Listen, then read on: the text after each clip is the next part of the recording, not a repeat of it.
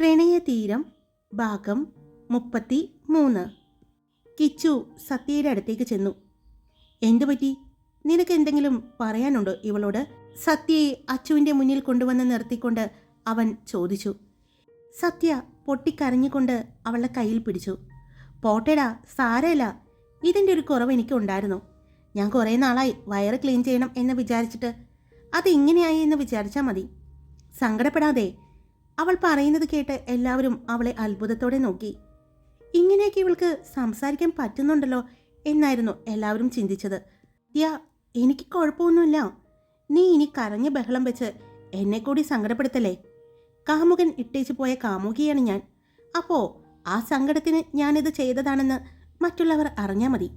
പിന്നെ എൻ്റെ വീട്ടുകാരുടെ മുന്നിൽ ഫുഡ് പോയ്സൺ അടിച്ചതാണെന്ന് മാത്രം അറിഞ്ഞാൽ മതി. ഇനി ഇതിനെ പറ്റിയൊരു സംസാരമില്ല. ആദ്യേട്ടാ, എനിക്കിന്ന് വീട്ടിൽ പോകാൻ പറ്റുമോ? അവൾ ചോദിച്ചു. ഇന്ന് പോണോ? നാളെ പോയാൽ പോരെ? ആദി ചോദിച്ചു. നാളെ പോയാൽ മതി, പക്ഷേ വീട്ടിൽ. അവൾ പറഞ്ഞു നിർത്തിയതും അതിനുള്ള വഴി നീ തന്നെ പറഞ്ഞില്ലേ, അത് ഞങ്ങൾ ഡീൽ ചെയ്തോളാം കേട്ടോ. പിന്നെ സത്യ, ഞങ്ങൾക്ക് നിന്നോട് സംസാരിക്കാനുണ്ട് എന്ന് പറഞ്ഞ് ആദി അവനെ ചേർത്ത് പിടിച്ചുകൊണ്ട് റൂമിന് പുറത്തേക്ക് പോയി. ആദിയേട്ടാ, അവനെ എങ്ങോട്ട് കൊണ്ടുപോവുകയാണ്? കല്യാണി ചോദിച്ചു. കല്ലു, അവൻ എൻ്റെ കൂടെ ക്യാബിനിലുണ്ടാകും. ഞങ്ങൾക്ക് കുറച്ച് സംസാരിക്കാനുണ്ട്, ആദി പറഞ്ഞു. കിച്ചു, കല്യാൺ, നിങ്ങൾ രണ്ടുപേരും പോയിക്കോ. പിന്നെ ഇവർ പറഞ്ഞതുപോലെ തന്നെ ഭക്ഷണം കഴിച്ചപ്പോൾ അവൾക്ക് എന്തോ തളർച്ച തോന്നി. അങ്ങനെ ഹോസ്പിറ്റലിൽ കൊണ്ടുവന്നു. ഇന്നിവിടെ കിടക്കട്ടെ എന്ന് പറഞ്ഞ് ഞാനിവിടെ നിർത്തിയതാണ് എന്ന് പറഞ്ഞാൽ മതി. ഇവർ രണ്ടുപേരും ഉണ്ടെന്ന് കൂടെ പറഞ്ഞാൽ മതി, ആദി പറഞ്ഞു. ആദി, മോളെ ശ്രദ്ധിക്കണം, കിച്ചു പറഞ്ഞു. ഇവിടെ വീട്ടിലുള്ളതിനേക്കാൾ സേഫാണ് അവൾ. അതുകൊണ്ട് ടെൻഷൻ വേണ്ട. പിന്നെ ഞാനും ഉണ്ടല്ലോ, ആദി പറഞ്ഞു. ശരി, എന്നാൽ ഞങ്ങൾ രാവിലെ വരാം എന്ന് പറഞ്ഞുകൊണ്ട് കിച്ചുവും കല്യാണും അവിടെ നിന്നും പോയി. അവർ പോയി കഴിഞ്ഞതും ആദ്യ സത്യയും കൊണ്ട് അവൻ്റെ ക്യാബിനിലേക്കാണ് പോയത്. അവിടെ ചെന്ന് അവന് ഒരു ഗ്ലാസ് വെള്ളമെടുത്ത് ആദി കൊടുത്തു. അവൻ ഭയത്തോടെ ആദിയെ നോക്കി. നീ ഇങ്ങനെ പേടിച്ച് എന്നെ നോക്കണ്ട. അവരെ പോലെ തന്നെ കണ്ടാൽ മതി. നിന്റെ കല്യാണി എന്ന് പറയുന്ന എൻ്റെ കാർത്തിക, അവളെ വിവാഹം കഴിക്കാൻ പോകുന്നത് ഞാനാണ്. ഞങ്ങളുടെ വിവാഹം സത്യത്തിൽ കഴിഞ്ഞു. പിന്നെ എല്ലാവരെയും അറിയിച്ചിട്ടുള്ള വിവാഹം അടുത്ത് തന്നെ നടക്കും. പിന്നെ ഈ ഹോസ്പിറ്റൽ എൻ്റെയാണ്. അതുകൊണ്ട് ഒരു പേടിയും നീ പേടിക്കണ്ട. എനിക്ക് നിന്നോട് സംസാരിക്കാൻ ഉണ്ടെന്ന് പറഞ്ഞത് നിന്റെ ഈ സംസാരശേഷിയെ പറ്റിയാണ്. ആദ്യം പറയുന്നത് അവൻ ശ്രദ്ധയോടെ കേട്ടുനിന്നു. എത്ര നാളായി നിനക്ക് ഇങ്ങനെ സംസാരശേഷി നഷ്ടപ്പെട്ടിട്ട്?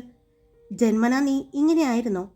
അല്ലെങ്കിൽ ഇടയ്ക്ക് വെച്ച് നഷ്ടപ്പെട്ടു പോയതാണോ നിന്റെ ശബ്ദം എന്നെല്ലാം ആദി അവനോട് ചോദിച്ചു.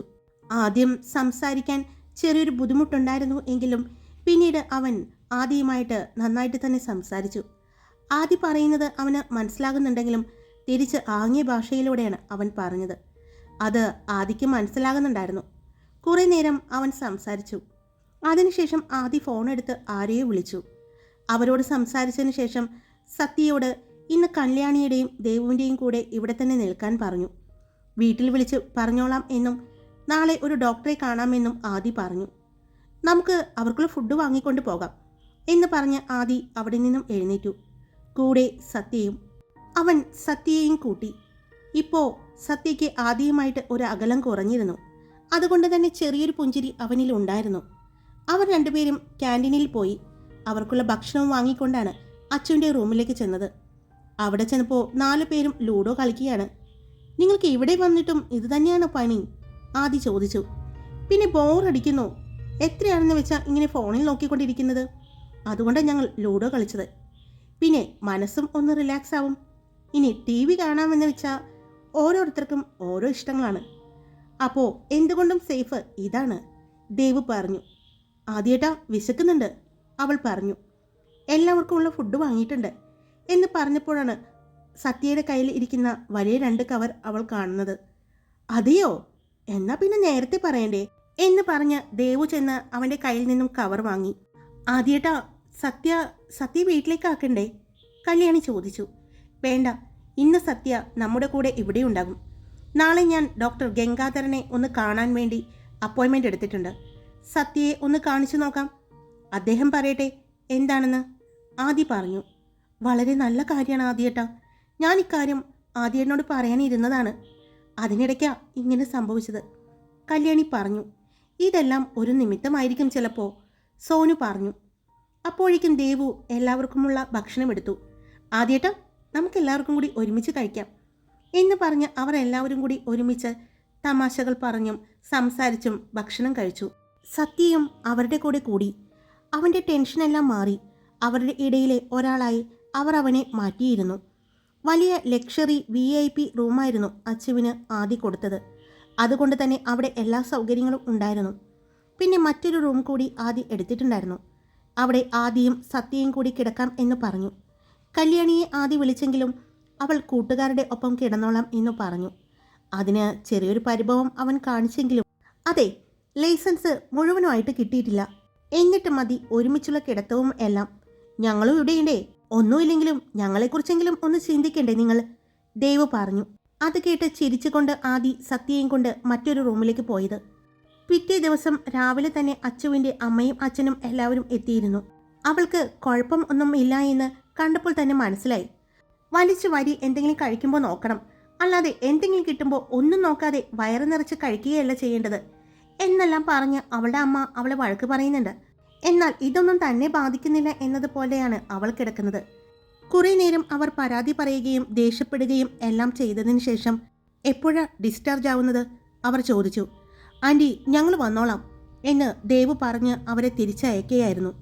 അവർ റൂമിൽ നിന്നും ഇറങ്ങിയതും എല്ലാവരും അച്ചുവിനെ നോക്കി. അവൾക്ക് സങ്കടമായി കാണും എന്നാണ് കരുതിയത്.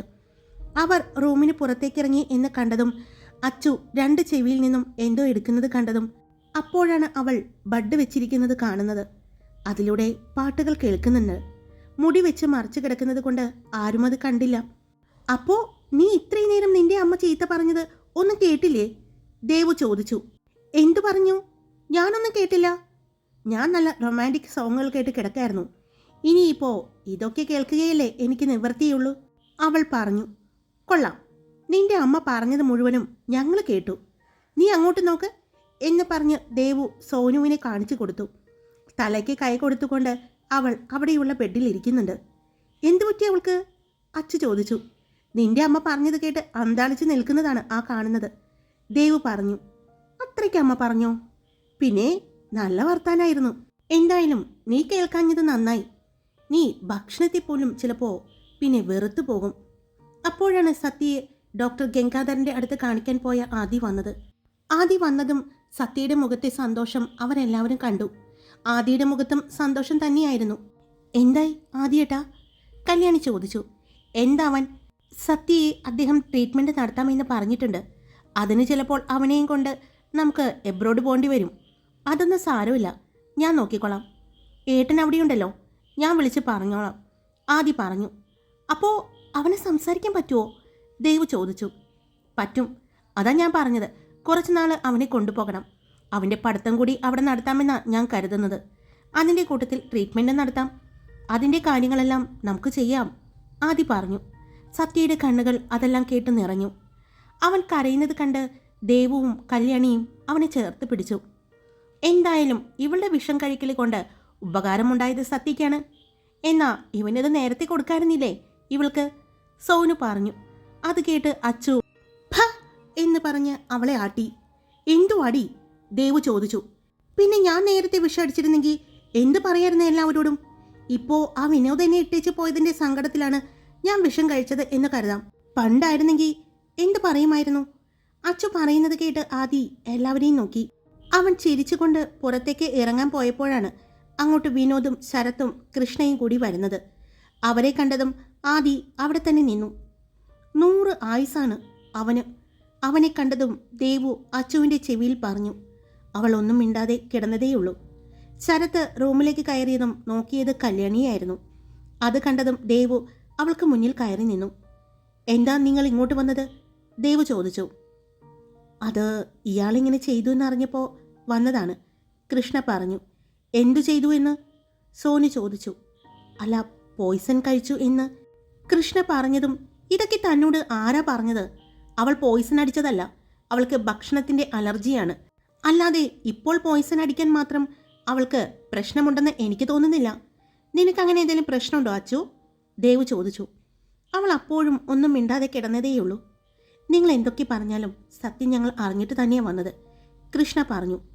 വിനോദ് അച്ഛൻ്റെ അടുത്തേക്ക് ചെന്നു. അവൾ അവനെയൊന്ന് നോക്കി. വിനുവേട്ട എന്ന് വിളിച്ച് ശീലിച്ചത് കൊണ്ടാണ് ഞാൻ അങ്ങനെ വിളിക്കുന്നത്.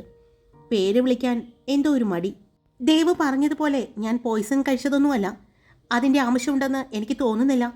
നമ്മൾ തമ്മിൽ ഒരു ഇഷ്ടമുണ്ടായിരുന്നു. എത്രയോ പ്രണയബന്ധങ്ങൾ കോളേജ് ലൈഫിൽ തുടങ്ങി അതിൽ തന്നെ അവസാനിക്കുന്നു. അങ്ങനെ ഒരു ബന്ധം മാത്രമാണ് നമ്മൾ തമ്മിലുള്ളത്. അതുകൊണ്ട് അതിൻ്റെ പേരിൽ ഞാൻ ഒരിക്കലും എൻ്റെ കൂട്ടുകാരെയും എൻ്റെ അച്ഛനെയും അമ്മയെയും എല്ലാവരെയും ഉപേക്ഷിച്ച് മരണത്തെ സ്വീകരിക്കുമെന്ന് ചിന്തിച്ചത് തെറ്റ്. പിന്നെ നമ്മുടെ ഈ റിലേഷൻഷിപ്പ് ഇങ്ങനെ അവസാനിച്ചത് എന്തായാലും നന്നായി. അല്ലെങ്കിൽ കുറച്ചുകൂടി കഴിഞ്ഞിട്ടായിരുന്നെങ്കിൽ ചിലപ്പോൾ ഈ ഒരു അവസ്ഥയിലേക്ക് ഞാൻ എത്തിയേനെ. എന്തായാലും അതിന് എന്നെ കൊണ്ടുവന്ന് എത്തിച്ചില്ലല്ലോ, അത് തന്നെ വലിയ കാര്യം. പിന്നെ എൻ്റെ കാര്യം ഓർത്ത് വിഷമിക്കണ്ട കേട്ടോ. ഞാൻ ദേ ഇവരുള്ളിടത്തോളം കാലം ഹാപ്പിയാണ്. നിങ്ങളെക്കാൾ എനിക്ക് വലുത് എൻ്റെ ഈ 3 കൂട്ടുകാരാണ്. അതവൾ പറയുമ്പോൾ അവളുടെ ശബ്ദം ഇടറി. അത് മനസ്സിലായതുപോലെ അവളുടെ അടുത്തേക്ക് ദേവുവും സോനുവും കല്ലുവും വന്നു, കൂടെ സത്യയും. അതുകൊണ്ട് കുറ്റബോധത്തിൻ്റെ ഒന്നും ആവശ്യമില്ല. ചേട്ടൻ പോകാൻ നോക്ക്, അച്ചു പറഞ്ഞു. വിനോദ് അവളെ ഒന്ന് നോക്കി. പിന്നെ ദേഷ്യത്തിൽ ശരത്തിനെ നോക്കി. തിരിഞ്ഞു നടക്കാൻ പോയ അവനെ ശരത്ത് കയ്യിൽ പിടിച്ചു. എന്താ ഇനി നിനക്ക് വേണ്ടത്? ഞാൻ ഈ ബന്ധം വേണ്ട എന്ന് പറഞ്ഞതല്ലേ? വീണ്ടും നീ പറഞ്ഞിട്ടല്ലേ ഞാൻ ഇങ്ങോട്ട് വന്നത്? വിനോദ് പറഞ്ഞു. ഞാൻ കാരണമായതുകൊണ്ടാണ്.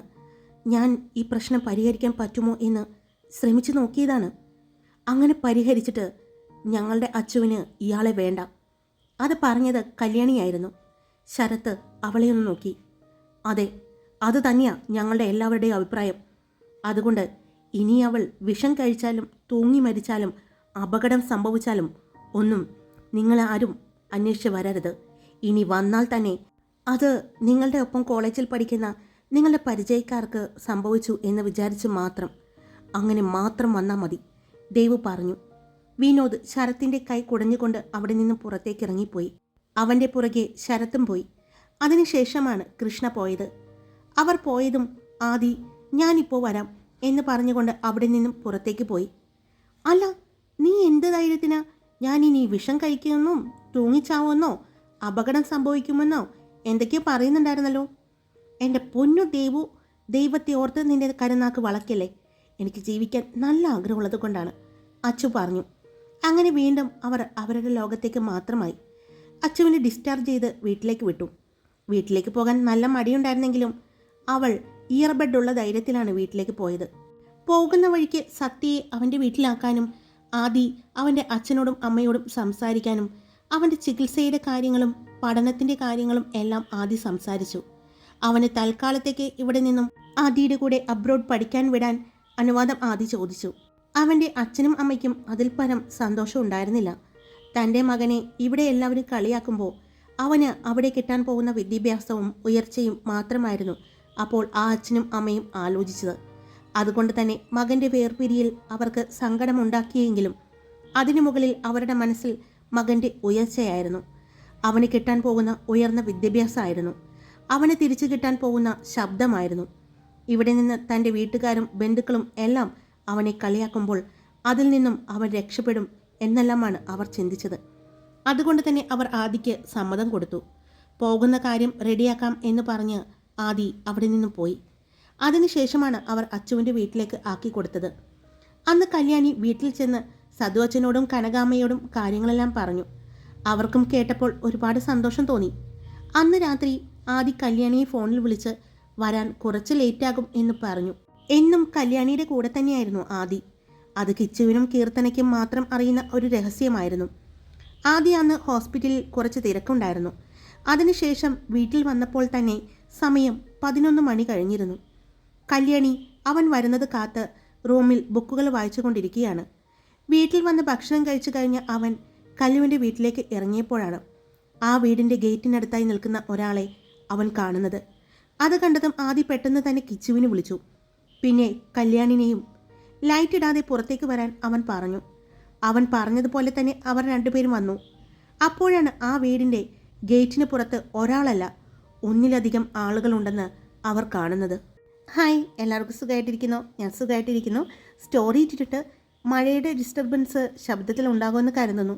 അതുകൊണ്ട് നീയൻ സ്വന്തം എന്ന സ്റ്റോറി ഞാൻ നാളെ തരാട്ടോ. മഴയാണ്, ഒട്ടും തന്നെ ക്ലിയർ ആവില്ല നിങ്ങൾക്ക്.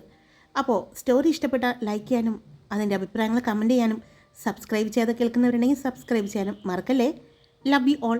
It's me Karthika.